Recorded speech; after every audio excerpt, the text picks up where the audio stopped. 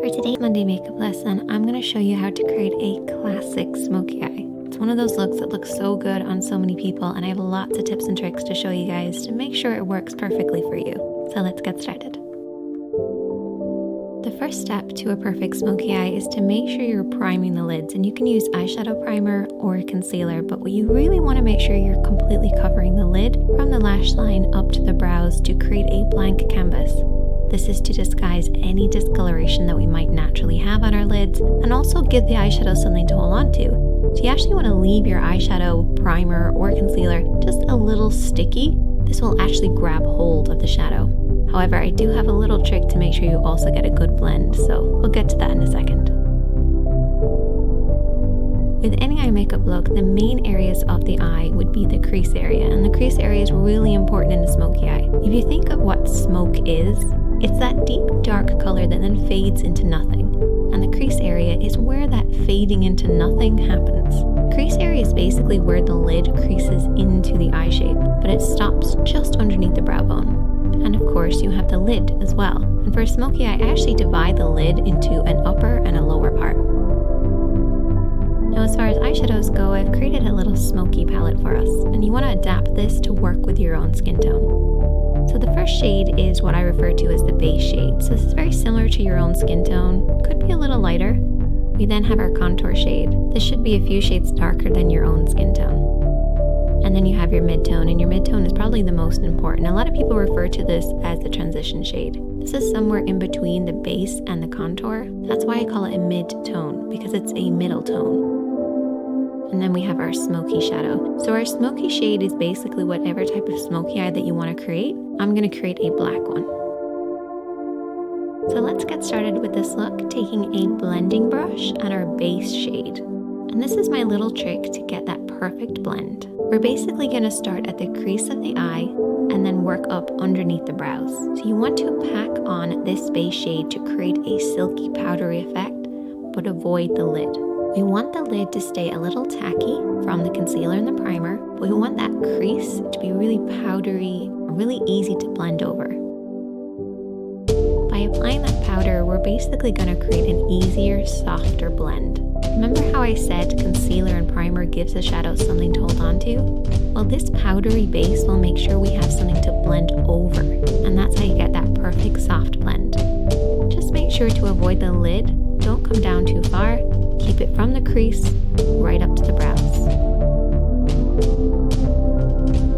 For the next step, we're going to keep with that same blending brush, and I haven't cleaned it off, and we're going to go in with our mid-tone, or our middle tone, or our transition shade. And we're going to start over everything that we've already applied, but we're going to stop under the brow bone. The first shadow went from the crease right up underneath the brows, avoiding the lid. And use this little diagram as a representation of what we're doing here. We're starting in this crease area and then softly blending upwards. If you're not sure where to stop and start your blend, you basically want to keep it in between these two parallel points. It looks really complicated, but it's basically using the edge of your eye, nose, and brow on one side, and then creating a parallel line on the inner corner. If you blend outside the lines, don't worry, because you can always clean up at the end. Just use this as a guide. Then we're going to take a clean blending brush, and I always keep a clean blending brush handy for every look, but in particular when you're doing a smoky eye. Go over everything that you've applied to soften out any harsh lines. No additional product needed, just soften out those lines. Now we're going to move on to applying the contour, and I need you guys to take a brush that's got a lot of control in it. So maybe a flat brush or a pencil brush or a brush like this, which is somewhere in between. It's one of my favorites. And picking up a little bit of that contour shade, which is one of the darker shades from this palette, we're going to apply this all over the lid area. So I want you guys to keep this just to the lid, bringing it up to where that mid-tone starts in the crease, but don't go beyond that point. Really focus on the roots of the lashes and softly blend this over and back, covering the lid. Try to avoid blending this up too high because that can ruin the look. You want to keep it nice and deep and low. So what we're going to end up with is a deep dark look right at the roots of the lashes that then fades upwards, fading into that mid-tone, into that crease, and up underneath the brows.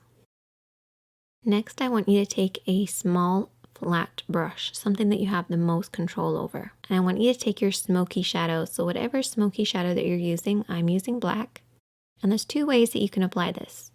You can bring your hand down onto the lash line, or you can come at it straight on. As you can see, my hand is pretty much at the level of my nose as I'm applying this. I'm applying it using the lash roots as my guide, and follow the natural shape of your lash line.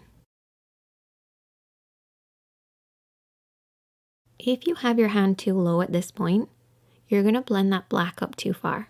And I don't want you guys to do that. So try to keep it at around the cheek level, or bring your hand over the top and press downwards onto the lash line. Either way, just imagine that you're creating a liner look. Just coat right by those lashes and really pack it on there. Get in between those lashes, right onto that lash line. It's really important. We have to imagine that that black is coming from somewhere, so it has to start really dark at the base. Now for shaping wise, I like to have it slightly thicker just in the center. It's almost like an oval shape. This will create that classic round shape that you get with a smoky eye. So it's slightly tapered on the inside and the outside and highest in the middle. Before you go any further, what I want you to do is take your fingertip and really press on that pigment. Push it right at those lashes. No smudging, no blending, just pushing that on there. This will remove any fallout while also making sure we're really packing that pigment right at the roots of the lashes. Once you've done that, you can then take your small blending brush or a pencil brush and softly and lightly smudge this out. Watch for your hand placement here. What I want you guys to remember is that if your hand is low, your blend will be high. And that's good at the start because we want to bring that black from the root of the lashes upwards to about the halfway point of the lid.